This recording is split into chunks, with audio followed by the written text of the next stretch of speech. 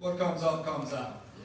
This kindergartner was drawing, and the teacher walked over and looked over her shoulder, and looking over her shoulder said, "What are you drawing?" She says, "I'm drawing a picture of God."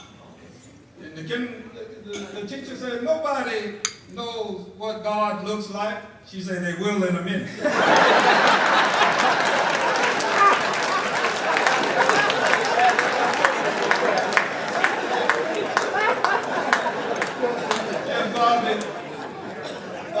I hope Jennifer Carroll got the message. I was trying to tell her to be brief so that people could come on over here.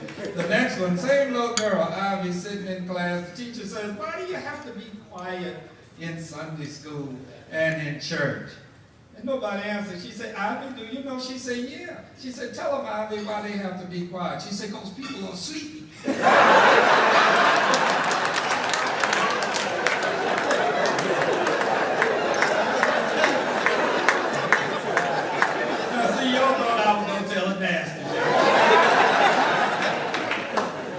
Reverend Cleaver, he has to give me penance and allowances. So everybody here knows me that I have a salty expression sometimes.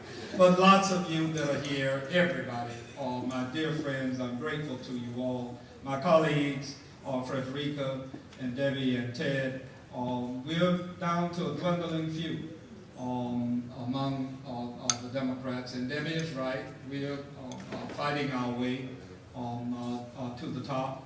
But as long as there are folk, for example, in this room, that from the country India, I teased little Agrawal, I think I got him scared to death over there now. But his family and my friends by way of Saudi Arabia, Eve and others that are here, the Native Americans. I had one of the proudest moments of my career. I was with Debbie's staff on Snake River with the Seminole Indians, ribbon cutting for a bridge that will help save lives.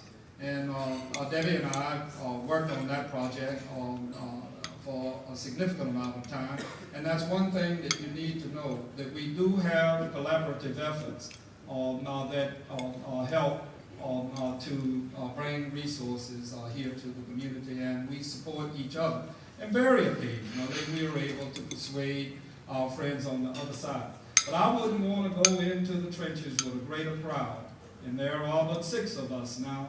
And I believe that we understand the dynamics of the needs of the state of Florida better than all of the rest of them that are there combined. And that little nasty woman that got elected in that Winter Park seat, I'm going to slap her one day. She doesn't learn how to speak to people. She can't even say hello. I deliberately have forgotten her name because she's so nasty. And I don't understand how people get to be that important. Last time I looked, we all came from basically the same source.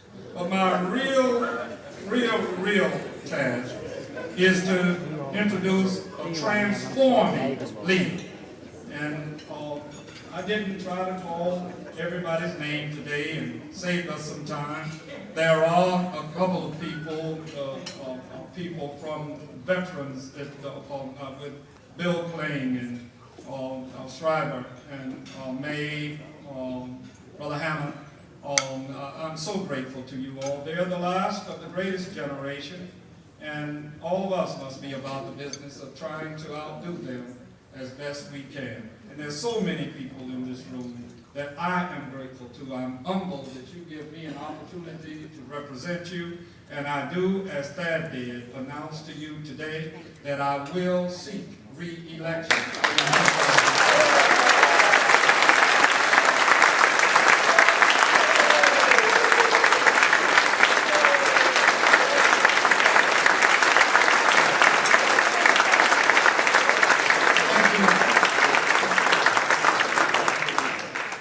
Getting in last night at midnight, coming from Dallas and Fort Worth, having done 3 events. Being the pastor of a church in Kansas City, not the deputy pastor, but the pastor of a church. and being the chairperson of the Congressional Black Caucus. Like Frederica and Debbie and Ted, a born leader, hitting the ground, able to command the attention of a significant number of people. Michael Cohen, even you could contribute to Emmanuel. You wouldn't feel that you had not placed your resources wise. And I'm glad you're here today, and I hope you wisely place some of your resources with me.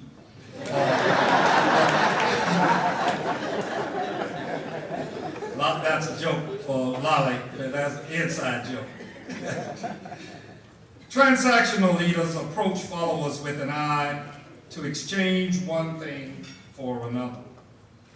Jobs for votes, or subsidies for campaign contributions. The transforming leader looks for potential motives in followers and seeks to satisfy higher needs and engages the full person of the follower. The result of transforming leadership is a relationship of mutual stimulation and elevation, and converts followers into leaders and may convert leaders into moral agents. James McGregor Burns wrote that as a prologue to leadership, and he is from the era of 1918. I couldn't think of anything that more suited today's presenter on my behalf.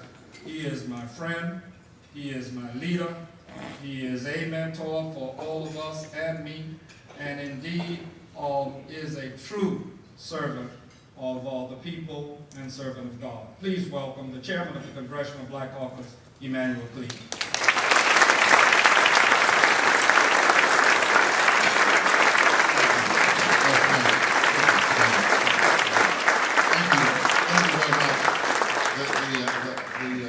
The one thing that the Kappa affiliation did not do for Alcee Hastings was to push him to where he would be explicit in what he said.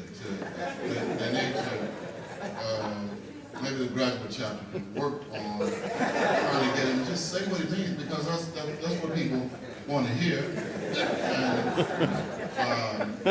So you guys work on that. I know you're committed to it. And you know, if I had the chance to have orchestrated life, I would have made Alcee Hastings my big brother. If I could have fixed the way the world runs, he would be my brother. And from the first day I went to Congress, when a leader at the time, Leader Pelosi, said, "I want you to connect up with Alcee Hastings, and he will be able to give you guys." I still ask. I mean, that's almost 8 years ago, and I'm still asking him what he thinks about things. Just did it today, earlier up in the room. I'm going to be brief. I know you want to go and do whatever people do on Sunday, particularly after they've gone to worship.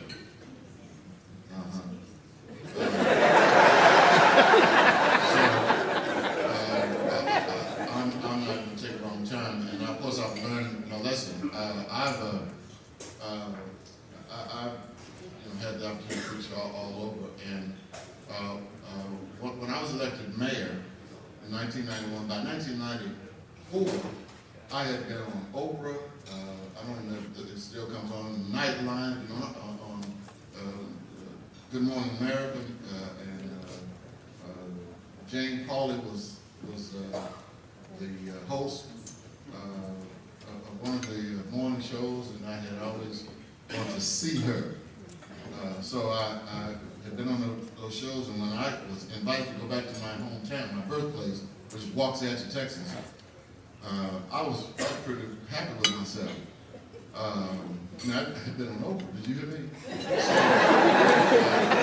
was pretty happy with myself. So they invited me to come back to the Mount Lebanon mission, primitive Baptist